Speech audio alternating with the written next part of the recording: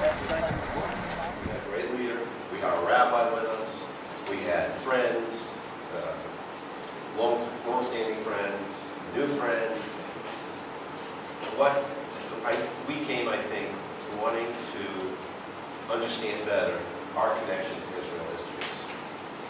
And what makes this a place that centuries of the residents of the land have fought over. And I really believe that I'm not going to know what I think until I get home and think about it. From the balcony of my room at the King Solomon Hotel.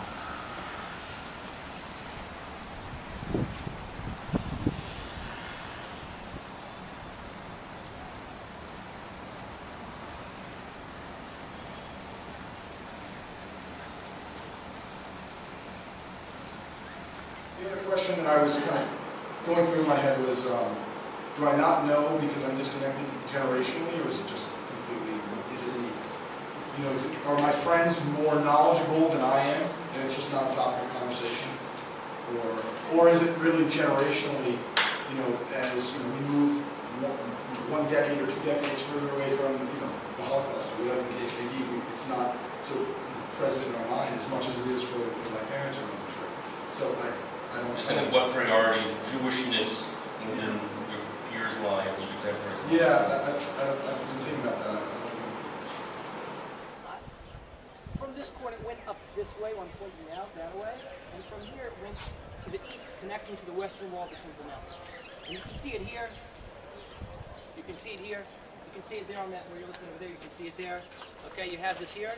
It's called the Robinson's Arch. It was a huge arch that its purpose was to support the staircase. That brought the people of the time from Jerusalem. And he wanted to throw a feast that all the people should come and partake, all of his friends should come partake in this feast. And he made sure to invite all the important people, all the important rabbis, and he told his faithful servant, go and invite my good friend Kamsa. And make sure you don't invite that bastard Bar Kamsa. I can't stand him. I hate his guts. Make sure it's not him. The other guy, Kamsa, not Bar Kamsa. So the servant goes on, and he's like, Kamsa, not Bar Kamsa. Kamsa, not Bar Kamsa. Kamsa, Bar Kamsa, not Kamsa. Bar Kamsa, not Kamsa. Right, Bar Kamsa, not Kamsa. More than that, what my mother used the Rambam called the highest level of charity. The idea is always good to give charity, but there are some ways which are better than others. The very highest level of all is to help someone to help themselves, to empower people, to give someone a job, in other words. And that is what we do at Yad Kashish. Why? Because we take needy elderly people, residents of Jerusalem who all come from the lowest socioeconomic population of Israel, and we bring them here, or they come for themselves, I should rather, and they work. What do they work in? They work in a huge variety of arts and crafts, and that in itself is very unusual because obviously you associate elderly people with retirement, but these people come every single day from 8:30 to 12 to work, and when they make these things, they're not just putting their cupboards on The workshop I worked in 25 years ago.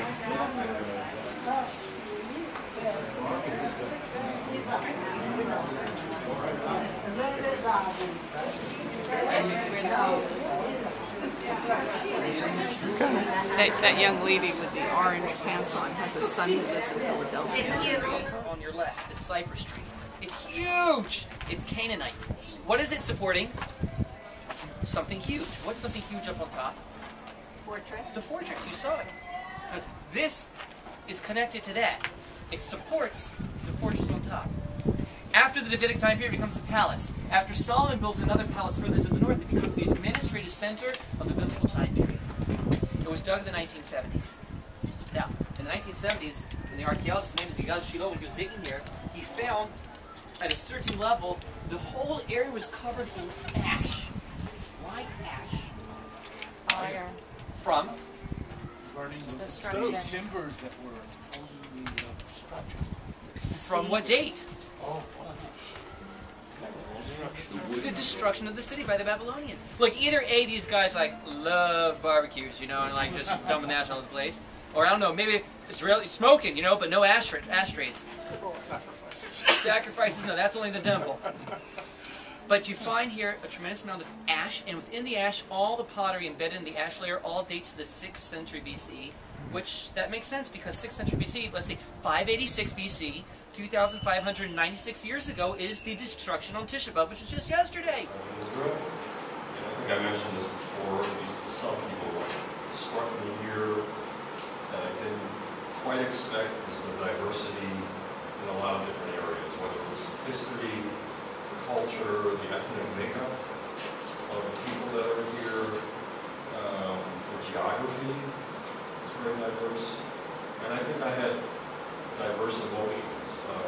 Like when I went to the hotel, and I went up to that wall, I'm not a religious person, but I felt something, but at the same time I also felt kind of a sadness of all the war and suffering that's occurred because of this area, the centrality of it. So I have a lot of mixed feelings, and I have those feelings in various places. So that was kind of what struck me.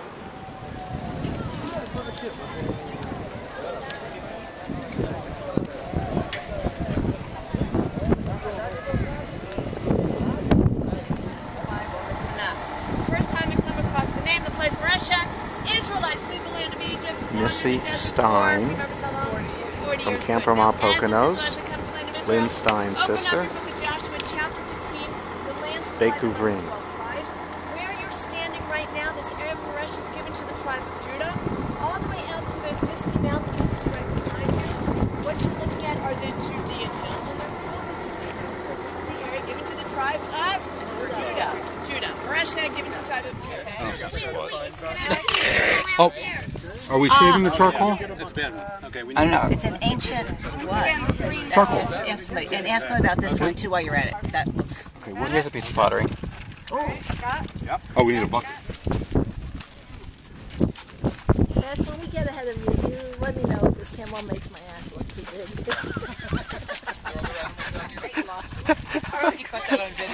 Yeah, it is. It is on video. And in fact, we're going to keep that clip. That was the Sisterhood president, by the way, worried about how her behind looks while riding a camel. Is that a future Sisterhood program that she's worried about? I don't know, but she just got my vote. There you go. That's got to be part of the song, Barry. Yeah, that's right.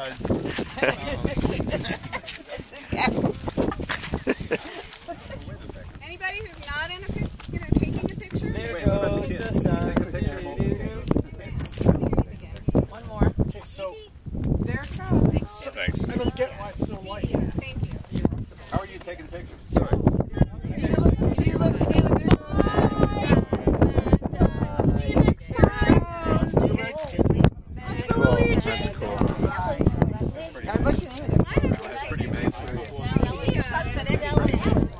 Now you see it, now you don't. Because you're up here. You're seeing it so cool. What you guys are missing is that the moon is right behind us. Yeah. And we'll have to get a zoom shot. Not to be confused with everybody mooning. I was suggesting it. I just wanted to let you know. How much caffeine over here? So Josh, while we're all together, you want to tell us about tomorrow? What? You want to tell us about tomorrow? No. Now I'm in the moment. Oh, you're in the moment. Here we are, starting our climb up the Roman ramp up Masada.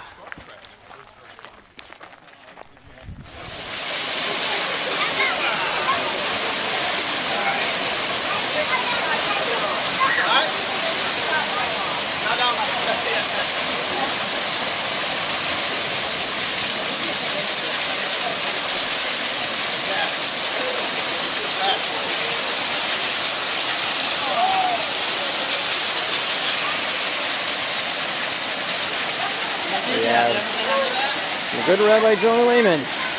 Kind of crack your glow stick. Crack it open. Thank you. Like that. Krakatoa.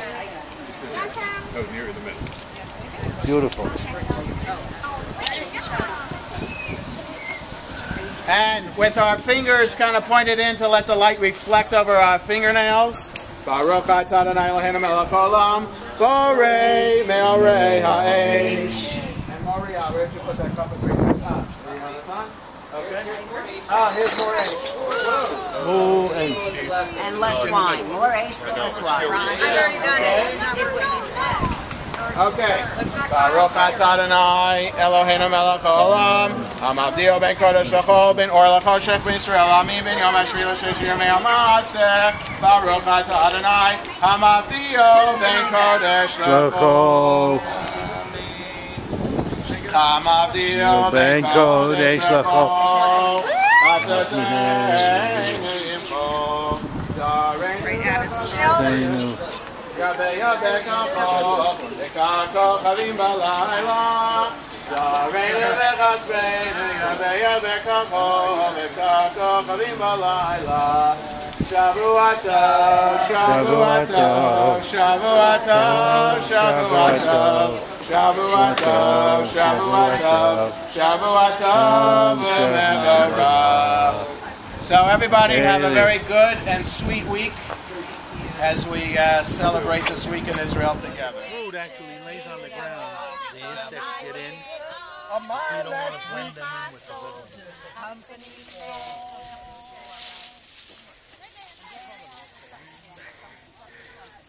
Jack, say hi. Hi. Where are we today, Jack? I forgot the name of the place. Leket. Leket. What do they do? They pick tomatoes For people who are starving. Right. The Potomac princesses would not believe this. I got it on tape, Ronnie. Get a picture of Ronnie. Here, get a picture of Ronnie. Here's my haul. Look at that. Oh. I don't even work this hard in my own tomato garden. You don't have that many tomatoes in your tomato garden. Oh, I do. We're here to talk about the Jewish people. Jews, by the way, written D as in David. D-R-U-Z-E. Jews. I know Jews sounds the same. The Druze religion existed for thousands and thousands of years ago. Revealed itself publicly in the 11th century in Cairo, Egypt. The Islamic rulers, the Islamic people at that period of time rejected new appearance of monotheistic religion, an ancient one, and caused for the Jewish people to be evicted from Egypt. Today we have about 1.5 million Jewish people around the world, most of them found here in Israel, Lebanon and Syria. There are small communities in the United States, Canada, Australia, Brazil, South America, and of course Middle East. Small number of families that live over there. Right where it is Shmat. I'll explain. We're going to go down. I hear there's cars going back and forth. Larry's I'll come through religion. It's a photograph, if you will. And then go down the steps on either the right or left. Oh, Larry Steinson was the heart? Me?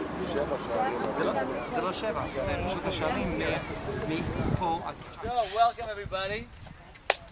I'm very, very happy you made it to Hanaton, to our Misorati, which is conservative pluralistic kibbutz. And I want to take this time with you to tell you the story about our kehillah, about building our community, and also trying to build our educational and spiritual center. What are our dilemmas that we're facing, how we're rebuilding a community, and what's our big dream here. So on the one hand, you're going to learn a little bit about our community, but also learn about the society of Israel. And from a, I would say, conservative perspective, if we're talking about religion and the states and people, etc., etc. But I'll begin a few words about myself, and then maybe we can have like a, short, round. You could say your names, maybe I'll catch some of them. There's not a lot of people here. That would be nice. So first of all, about myself. My name is Yoav, Rabbi Yoav Endi. I'm the rabbi of this kibbutz.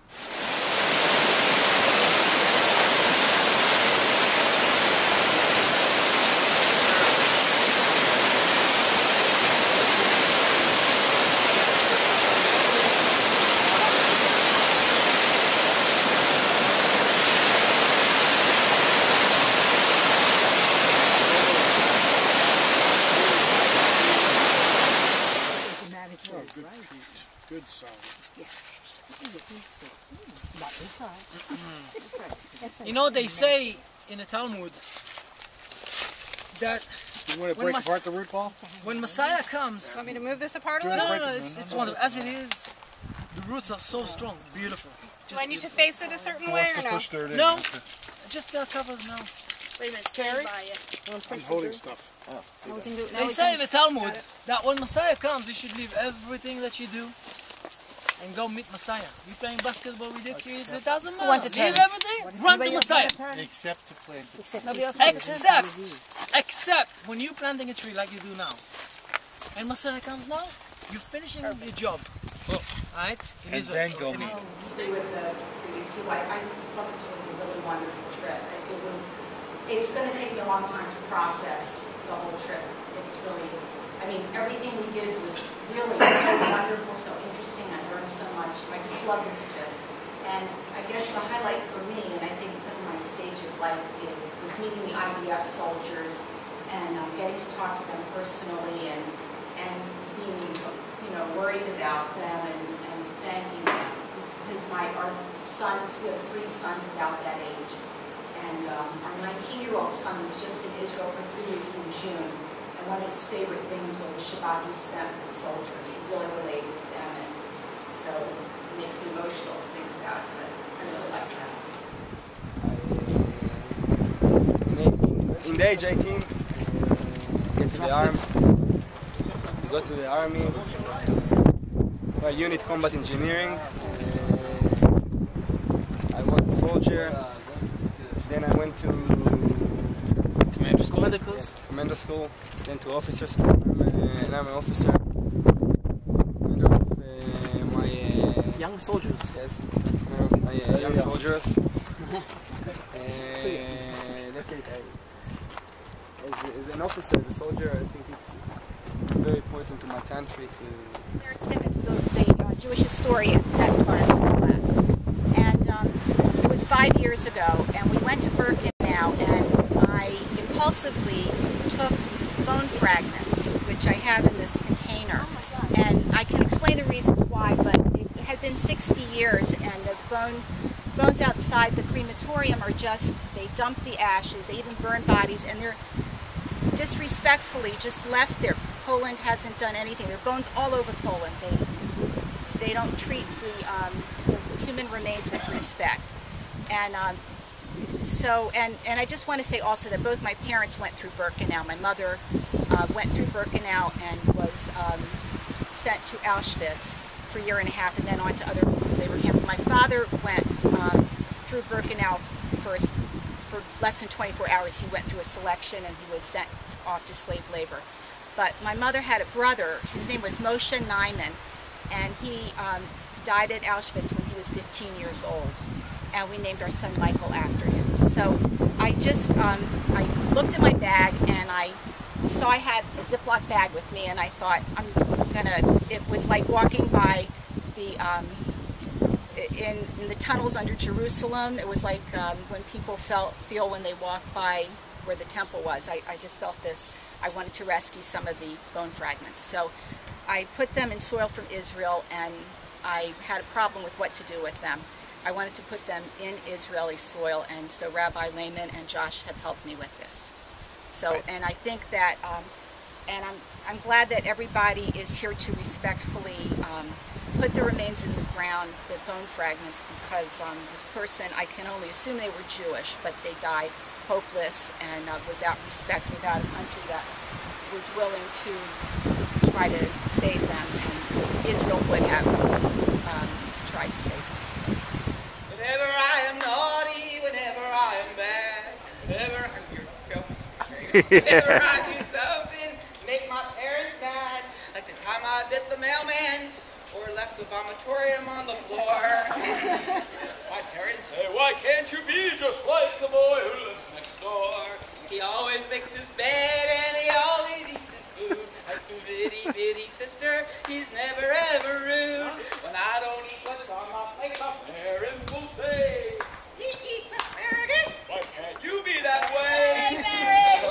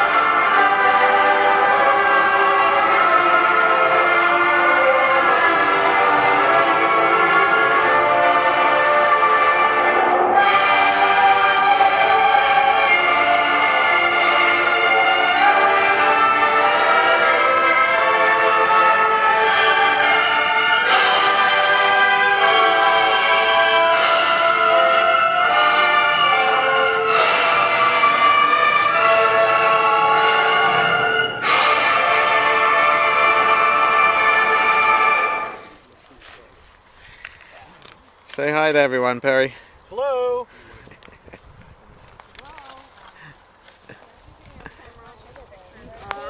Harvesting ants. Harvesting ants. Red ants. Harvesting. Oh, that's awful. That's disgusting. Planting a tree. This was the trip that ended up being the trip that I dreamed of having. That it wouldn't just be a sightseeing trip and that we would be just inundated with site after site after site and then leave with a brain full of information and not knowing how to process it. So the fact that we had a guide who's also an educator and a company that focuses on educational tour of Israel so that we could process each site as we're doing it and then put it as well in the context of all the other sites, just for me personally made it a dream of a trip, and it was fantastic. And then hearing today what everybody just shared, but hearing it all along the trip as well, it's just fantastic. It's just so moving to me to see that everybody coming on this trip, whether they've been on the trip before or this is their first time, no matter what your connection to Israel has been before, you're leaving with a much deeper connection. That's all I could ask.